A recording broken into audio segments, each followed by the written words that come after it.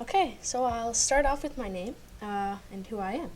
My name's McQuaid. I am from an hour and a half east of Toronto in Ontario, and I'm a graduate of the Royal Roads BCom program just last year. I became involved with this opportunity when I was working with being the Venture Challenge director, and working closely with those putting on and establishing the microfinance business ideas competition. Through that, when they came home from Africa the first time, they were sharing their stories and what they had seen in Tanzania over the last 2 weeks of their trip. Part of that was, when they came to me, was that they knew that I had owned a hair salon, and what they had seen in Tanzania and how their lives revolve around the beauty industry. They thought that I would be really interested, and in fact I was. That led me to submit some ideas into the actual competition itself, one of which I won, and that's when I was basically sold on the idea that I was going to be one of the fellows to go to Tanzania and do this project. Let's jump right in and take a look at what we did in Tanzania on my part. Kibanda Cha Uzuri is the venture that I started. It is a 100% portable hair salon. Basically, the entire business can be put up or taken down every single day. All of it being able to fit into a large wooden trunk about 3 meters wide by 3 meters high. The business model revolves around total beauty. So their services range from braiding hair and other hairstyles, but also includes some new things to their industry, such as nail polish and nail care. Now, the owner of this business has some basic eye care training, so we've incorporated an element where people can come there when they have any health issues when it comes to their eyes, whether it just be soreness or irritation. And we also sell a full line of cosmetics products, from creams and lotions to oils and gels as well. Currently, Kibanda Cha Uzuri employs 4 people. We started with 3, and over a month's time is now incorporated the owner's daughter. So there's 4 people working there right now. I'll get into a little more about how that structure works when I talk about the entrepreneur. So the goal of this business started with a low level of complexity, minimal startup costs, so that the entrepreneur in this business can grow and develop into something more than just a small-scale hair salon that's actually being operated out of a sun shelter like many of us have in our backyards when we hold backyard barbecues. The hopes is that one day this salon will move into an infrastructure that we have here in North America, a building with water and hydro and all those luxuries that we take for granted. The inspiration for this venture came in 4 ways. The hair salon that I was talking about, I opened that hair salon in high school, so my ties to the beauty industry are deep, and I know how important that these services are to communities, so that's the first reason. The second was my role again with Venture Challenge and working so closely with SIFE and the MFBIC team. Third of all, the meeting we had a meeting with KCCO, which is Kilimanjaro Community Center for Ophthalmology, and they came to us with a problem that they have 50 women working as advocates for eye care, and they were receiving 7,000 shillings a month to do this work. But the funding for that program had been eliminated, and all the women had voiced that if they had a way of generating income, if they could open a business of their own and fund that activity, that they would continue doing the work that they've been trained and continue doing the work that's impacting their communities and people's vision. So when we spoke with the people at KCCO and heard about their need, that was a big inspiration. I knew that a good way to incorporate this eye care would be no other place than a beauty salon, where many people are already coming in and having services done. And finally, just simply knowing that a woman's life, not only in Canada, North America, and throughout the world, it revolves around her appearance, and it plays a great role in a person's life. So being able to see that isn't only true here, but also holds strong to Tanzania was a big inspiration.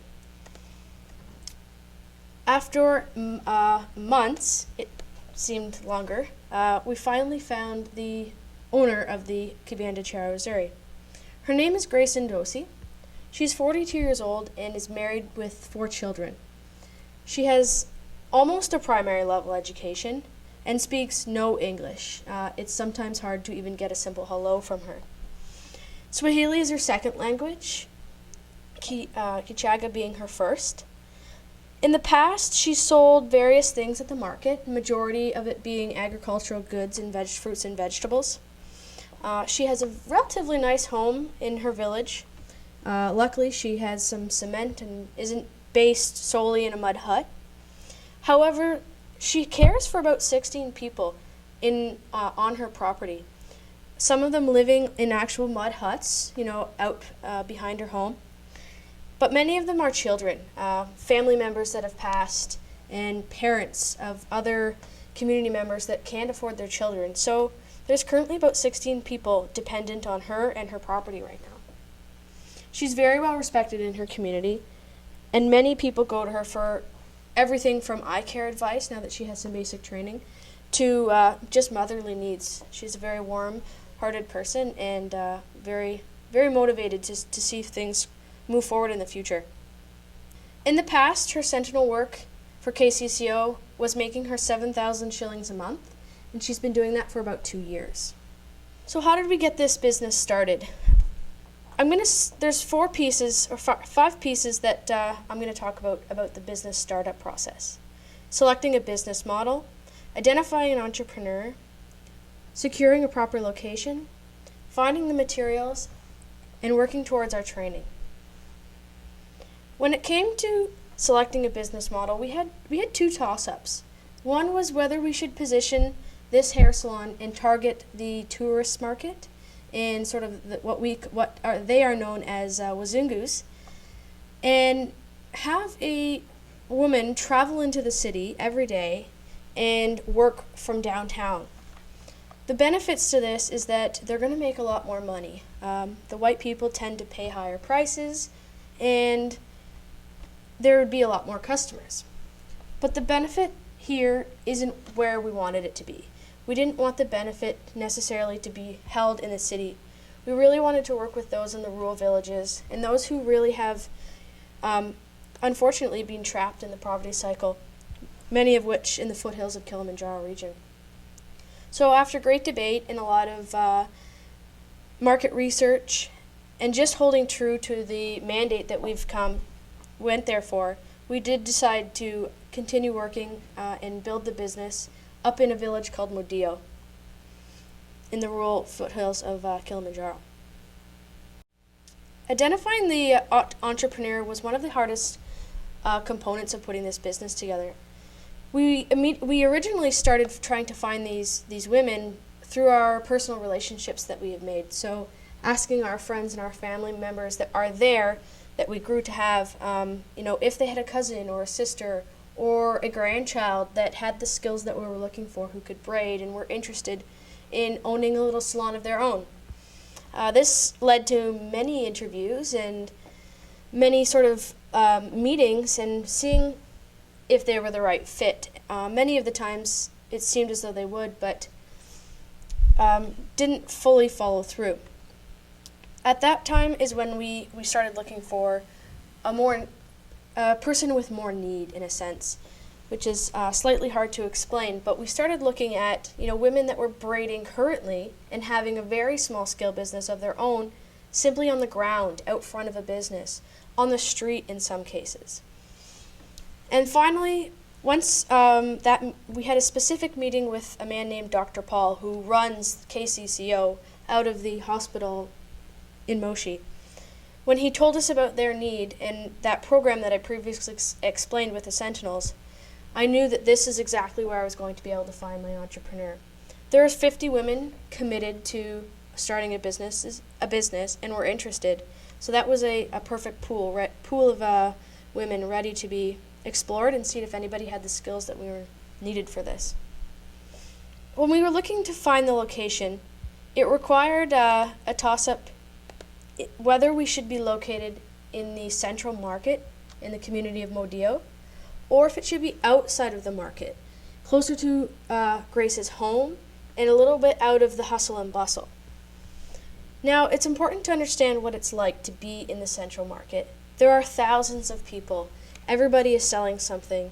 It's very competitive, and it's very dirty and messy. It costs 35,000 shillings a month to have one of these small booths at the market. That was costly. We weren't sure if that was going to be the best way to go about this business. But the other option had little traffic going through. Even though it would only cost us about 15,000 shillings a month, we decided that the right location was to be located in that crazy market. And it's proven true. Finding all of the materials for the business required a lot of walking. Basically, we walked the streets of Moshi, going into every cosmetic shop and every wholesaler that we could find. First of all, by doing that first, we set ourselves back a little because we were always given basically the white person's price.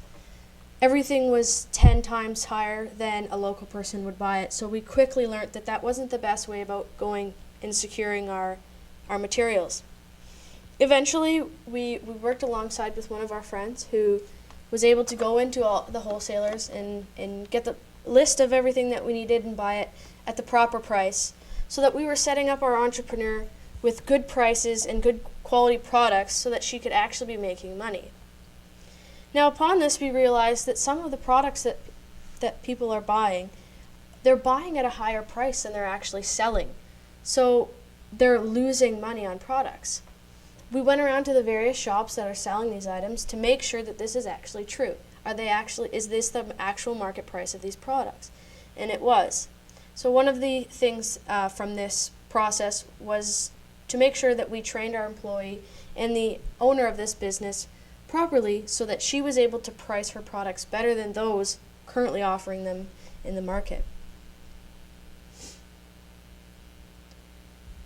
Another part of this acquiring these materials is this blue tent you see. That blue tent took about 2 weeks to acquire. It was very hard to find. Finally, we did find a place in Dar es Salaam, 9 hours away, that had the tent. But this meant that we had to call this business sometimes 10, 12, 14 times a day. Little questions, little remarks. Sometimes they wouldn't answer their phone. It took about 2 full days trying to properly wire the money to them. They would have the wrong accounts. It seemed like an endless problem, getting this one key component of the business. But eventually, as you can see, the day that it came and the day that we set it up and made sure that it worked properly, even though it was supposed to be green, we were very happy, and that was only 3 days before our scheduled grand opening, so we weren't exactly sure if we were going to make it or not. Finally was the training process. Training had a few elements that were a challenge. First of all is the translation. We here in Canada have terms and use certain systems that don't translate even with a really good translator. So when I'm using words like cash flows and inventory processing, I'm thinking that they make sense, but they aren't even translating because those words just don't even exist in Swahili.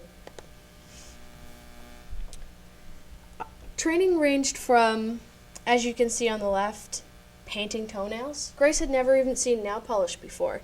So when we had our day just to simply learn how to paint toes and fingers and what that pedicure process looks like to us, she was ecstatic. Learning a new skill was something that she valued just as much as this business itself. She loved it. She did a really good job. I actually still have the paint on my toenails that we painted right there on the front porch of our house that day. As you can see on the right is all the inventory for the salon. Inventory processing is something that doesn't really happen there, even in the largest businesses. A lot of time, people don't know or understand just how much inventory they have on their shelves, or if something's even expired. So this was a good thing that we taught Grace, how to know what you're selling and ensure that you're selling it at the right price, like I'd mentioned earlier. So what is the impacts and the benefits of this business? Well, this is something that I could go on for a long time, but I'm going to start by talking a little bit about grand opening.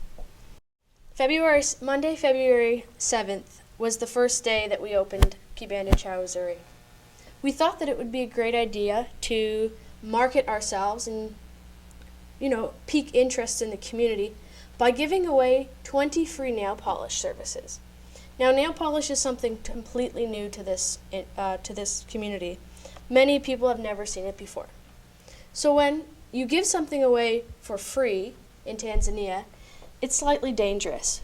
We had over 100 people come to the hut and want one of these free services. It created a big buzz in the market. Everybody knew what was going on, and everybody wanted to see the action. It was great. By the end of the day, Grace did 30,000 shillings in sales alone. Now, if you remember, she was making 7,000 shillings a month before. So this alone just shows how impactful grand opening day was. This day, we were giving free eye exams with an ophthalmologist and sold eyeglasses at cost. We saw about 40 people that day. At first, people were skeptical, but when they realized that it was free and that it was for their own good, they were so pleased. Part of the impact with this business is the employment that it's creating. Employing 4 people, as well as creating income for the owner, is a huge deal. Each of these employees have families. They have other people that are depending on them, and they're able to provide in many ways for them. Whether this means that their children are going to go to school, many of them currently aren't there. It means that they're going to be able to eat better food and most likely purchase things that are going to help them move forward even more. Maybe some chickens, maybe even a cow. Aside from this, just the ripple effect that this business is creating. So the money that's going to all of its wholesalers, from the woman she buys her soda from to the person that she's paying to be able to stay there at the market. The ripple effect is almost incomprehensible. Other impacts are sort of the income that it's generating. As I said on opening day, Grace did 30,000 shillings that day.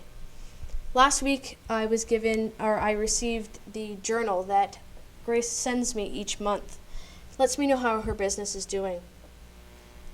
Last month, she had 79 customers come through her salon.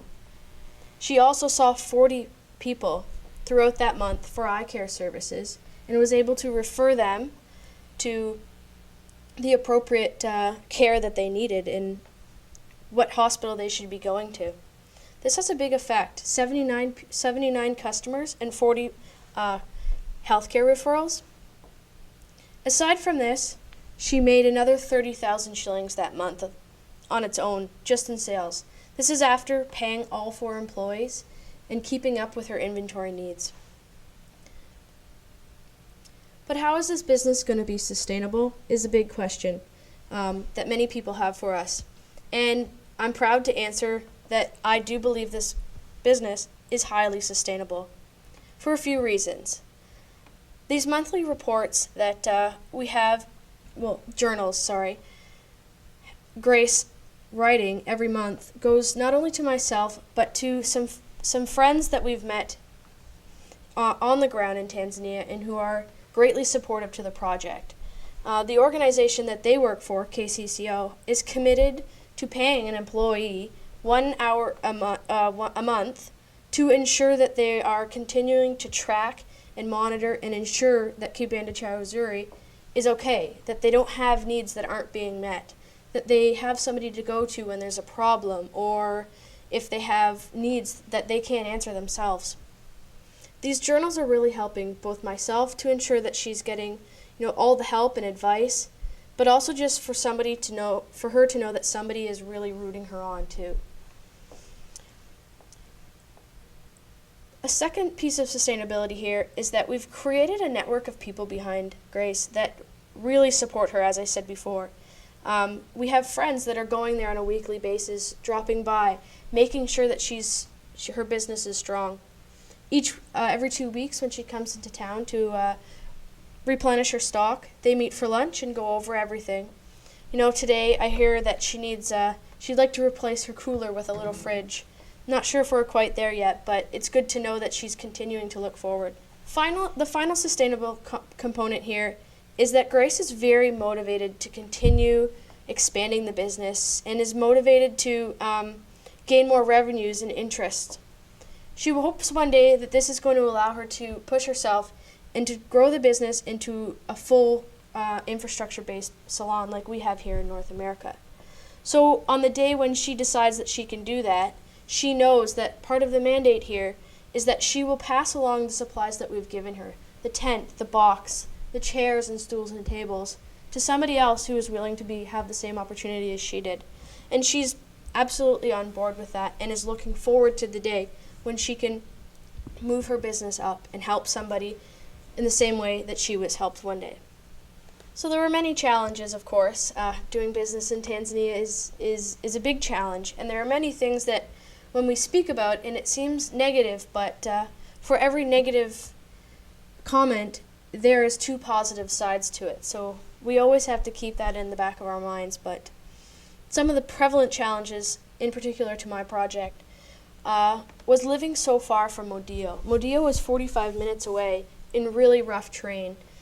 The last 3 days that I spent in Tanzania, I wasn't even able to go and say goodbye to those that I spent so much time there with because it was too muddy for even a four-wheel drive vehicle to get up there. This means that there's a high cost. These big vehicles require a lot of gas and fuel, and a lot of the time I can't go myself. I'm a little blonde white girl, and that doesn't always make for the safest situations when anything can happen. You can be stuck, you can get broken down, and if you're not on track and you're not on schedule, then it's not always the smartest decision. So transportation and not being able to sort of do what you please was a big sort of factor in challenging. On the left, you see a picture of many women and myself standing in a classroom. All these women were interested and looking very much forward to being a part of this project. But I was only able to help one person. I had my heart set on opening 2 salons while I was there, but had to eventually weigh the options of opening 2 that would be okay or 1 that would do really well. And that was a big struggle for me. I thought that I would really be able to help more people, even though, in the long range of things, it is helping many. So in the end, I'm really glad that I did decide just to open 1 because I was able to focus my attention and really make this one succeed, which it has. But at the time, that was a very, very big challenge for me. And finally, patience. I've never been a very patient person. And in Tanzania, they have a saying, TIA, this is Africa. Everything takes more time. There is no such thing as a scheduled meeting. There is no such thing as setting a specific time because things happen. Transportation is crazy, and therefore you have to be very patient and just be willing to go with the flow. And for the first month that we were there, this was a big challenge for me. I was always very anxious. I'd like to think now that this is a skill I've developed, but at the time it was quite the challenge. So in closing, I'd like to tell you a little story about some of the highlights. And one of the highlights that I had was at grand opening day. We're packing up the tent, and this man has his wife in hand and says, I want you to paint her toenails. Well, now, mind you, this is in Swahili. He says, I want her toes to look like that woman. At that point, exactly, I knew that this business idea was going to work. I knew that people were responding to what we had put up there in their community, and that there was a demand and that there was an interest. And that at that exact moment, I thought that we actually had something that was going to work. And finally, I'd like to tell you a little bit of a story that happened the night before our grand opening. It was the Sunday night before the Monday, and we took all of the supplies up to Grace's house so that they could be ready for the morning. We packed everything into the truck, the tent, the box, all of her materials and her inventory. When we got there, we were greeted with about 50 people. All of them looking and eager and interested in what we were doing there. Grace and her husband had prepared us a feast, a typical Tanzanian feast, chaga bananas, chicken, everything. It must have cost them a good portion of their savings. After eating dinner, Grace stood up and said a few words. I can't really tell you how moving her speech was, but it was when her husband stood up after, and typical Tanzanian men aren't very affectionate, and they don't really show a whole lot of emotion. But this man stood up with tears in his eyes and told me that he was convinced that God had sent me to them, that 22 years prior they lost their firstborn daughter, whose name was Amy, and that he thinks that God had sent me to them, and that I will forever be their firstborn daughter and be a part of their family. Now, if you don't remember back to the beginning of the presentation, my name is Amy, and I'm 22 years old.